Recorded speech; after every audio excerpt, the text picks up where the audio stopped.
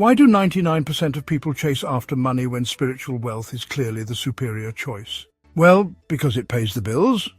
Who would have thought? So why in the actual quantum spaghetti monster, in this chaos, am I making this video? Well, I have no idea, to be precisely honest with you, utterly, unequivocally and excruciatingly honest with you. I mean, to articulate the depth of my lack of understanding would require an entire thesaurus, an existential crisis so profound it could write its own philosophy book, complete with a foreword by Confucian itself. A labyrinth of uncertainty stretches out before me, winding and twisting with no map, no breadcrumbs, and certainly no helpful signs saying this way to clarity. It's not just the absence of an idea, it's the full-on rebellion of thought itself, packing its bags and leaving me with nothing but a sarcastic note reading, "Good luck with that." Imagine, if you will, a black hole, not of space, but of inspiration, sucking in every glimmer of creativity and replacing it with the faint sound of crickets holding a meeting about my incompetence.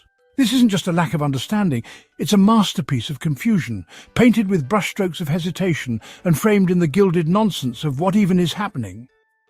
So here I stand, not just lost, but boldly pioneering the very concept of not knowing where one is, or why one is there, and perhaps a conference call with the universe itself. I don't just have no idea, I have a void where ideas should be. A vacuum of comprehension so vast it could swallow entire galaxies of logic and still remain unsatisfied. I have no clue, no grasp, no inkling, no fragment of a whisper of understanding. It's not just a lack of certainty, it's a profound detachment from anything remotely resembling an idea. Imagine a compass spinning wildly, unable to find north in a forest where all the trees have gone on vacation. That's me right now, standing here, in a field of metaphorical fog, with nothing but the distant sound of crickets to keep me company. Permit me to reiterate this reiteration for extra clarity or confusion, who knows. So allow me to unlock it once more for you, to emphasize this overly emphasized emphasis, to emphasize this as if it wasn't already glowing in neon, to emphasize this point.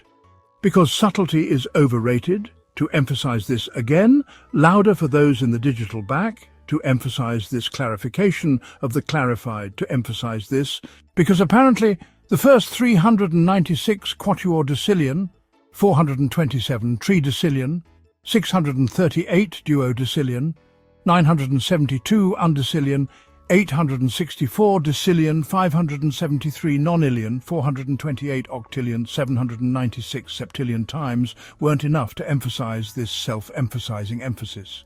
Permit me to reiterate the reiteration of this. I have no idea, none, zilch, nada. A barren desert of thought stretches before me, interrupted only by the occasional tumbleweed of vague possibilities that refuse to settle into anything coherent. I'm as lost as a penguin at a beach party, wondering why everyone's sunbathing while it's looking for the nearest iceberg.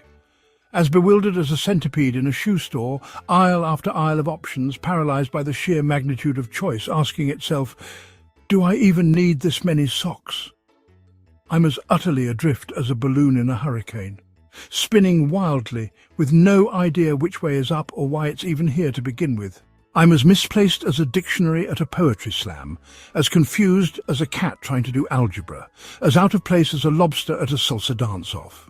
Imagine a GPS that's been asked to navigate feelings instead of roads, and every time it recalculates, it just says, turn left at... Wait, what are we doing again? That's me, perpetually rerouting, forever unsure, completely detached from the concept of direction.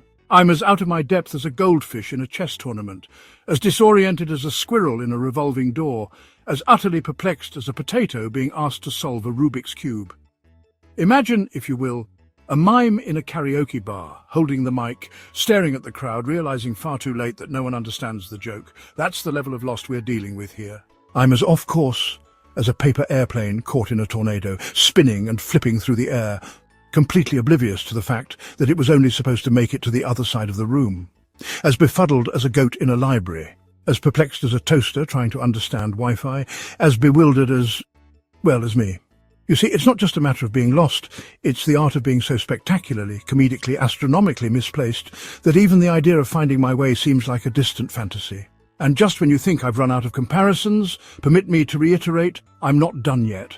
I'm as out of sync as a drummer at a silent disco, as clueless as a detective searching for a case in a room full of mirrors, and as misplaced as a penguin trying to order coffee at a drive-through. So, yeah, dear viewer, you get the idea. Or maybe you don't, because I certainly don't.